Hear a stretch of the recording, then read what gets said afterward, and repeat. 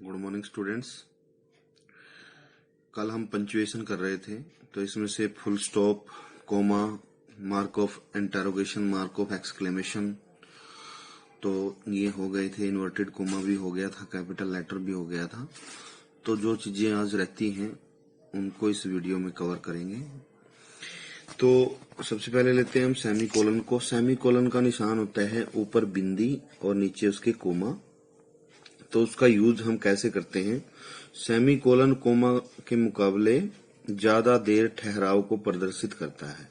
तो जो कोमा जो है वो एक छोटे पॉज के लिए, लेकिन सेमी कोलन ज्यादा बड़ा पॉज होता है। जो जब हम रुकते हैं, जब सेंटेंस ज्यादा लंबा हो जाता है और हमें रुकना पड़ता है उसको बोलने के लिए, तो ऐसे सेंटेंसेस में हम सेमी कोलन का प्रयोग करते हैं।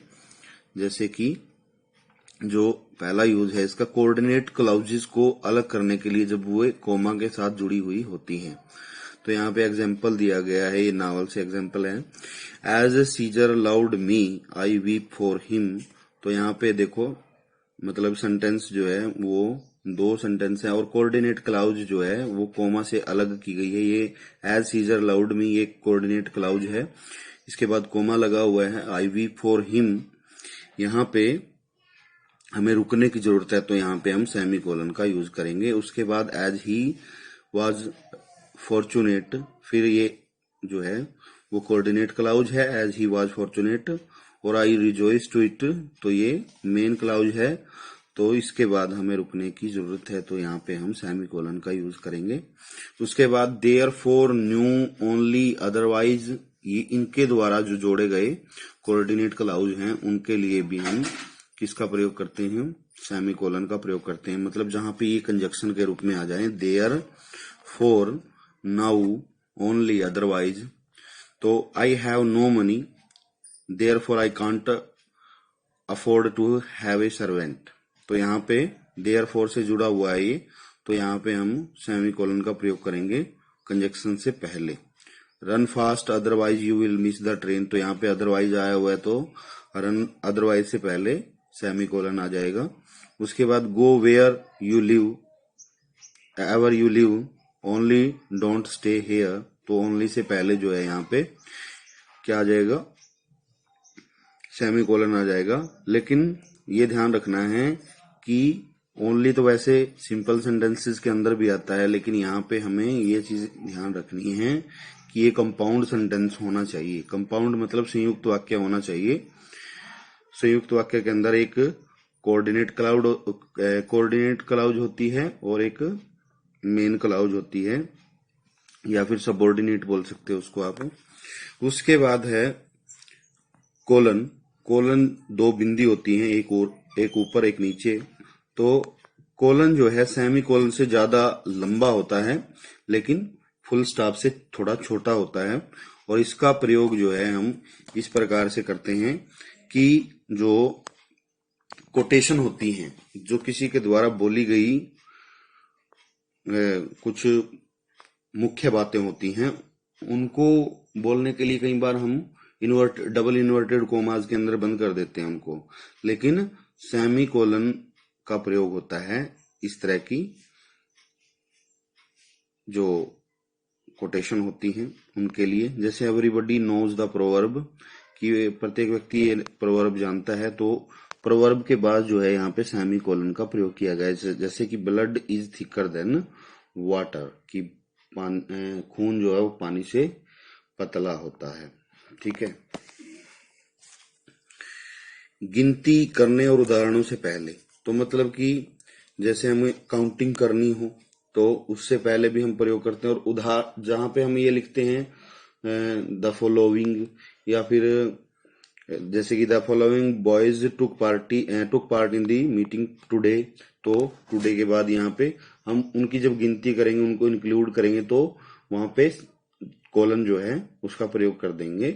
तो इस प्रकार, या फिर हम जब उदाहरण देते हैं किसी बात को कहने के बाद जो है, जब उसको ये बोलते हैं कि फॉर एग्जाम्पल, तो वहां पे भी हम वहां पे भी कोलन का प्रयोग करते हैं। जैसे कि शाम, हरि, मोहन एंड कृष्ण, तो उसके बाद है दो विपरीत वाक्यों को अलग करने के लिए, जैसे कि मैन प्रपोजेस गॉड डिस्पोजेस, तो ये दोनों जो है एक दूसरे के विपरीत हैं, इसीलिए इनके लिए भी हम क्या करेंगे, कोलन का प्रयोग करेंगे।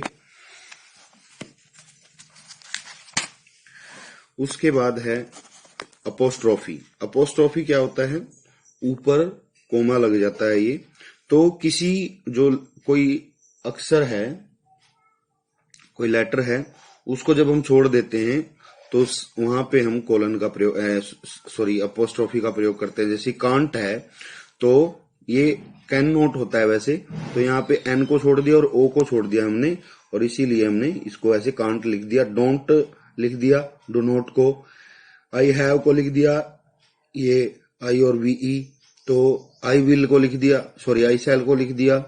इस तरीके से जब हम अक्षर छोड़ते हैं वहां पे अपोस्ट्रोफी का प्रयोग होता है।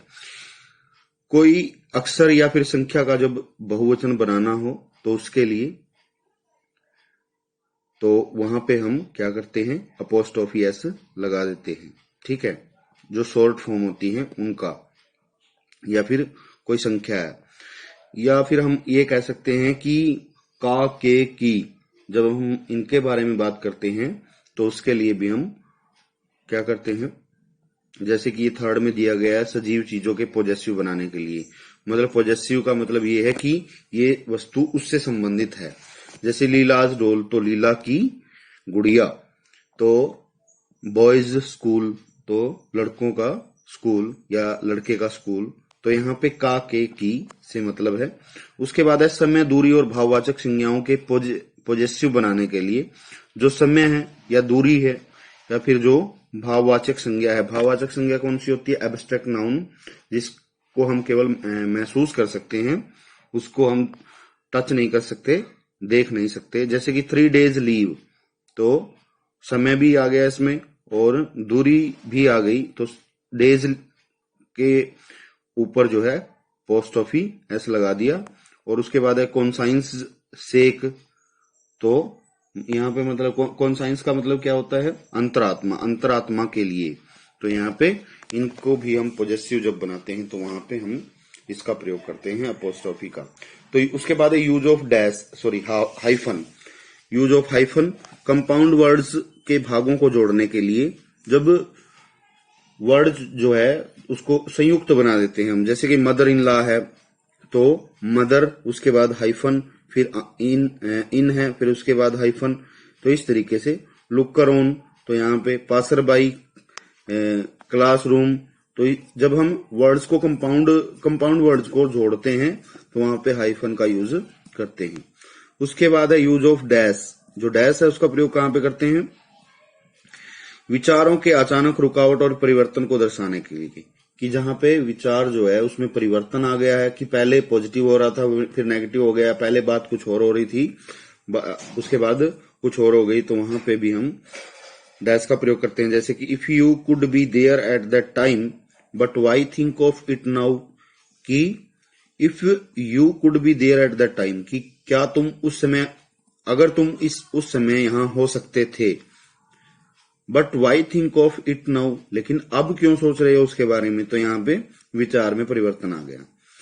उसके बाद नामों की जो श्रृंखला है उसको जोड़ने के लिए भी हम क्या करते हैं, जैसे boys, girls, main, women, all were dressed in their best clothes, तो यहाँ पे हाइफन का डैश का यूज किया गया है। उसके बाद हम जो है ये आता है कैपिटल लेटर को हम कर चुके हैं ऑलरेडी। और एक रहता है, कल हमने इन्वर्टेड कोमा किया था, वो डबल किया था। जो सिंगल इन्वर्टेड कोमा होता है उसको कैसे करते हैं हम, सिंगल इन्वर्टेड जो कोमा होता है, सिंगल इन्वर्टेड कोमा हम, जैसे कोई राइटर का नाम है, कोई बुक का नाम है, तो वहां पे हम सिंगल इन्वर्टेड कोमा को प्रयोग करते हैं।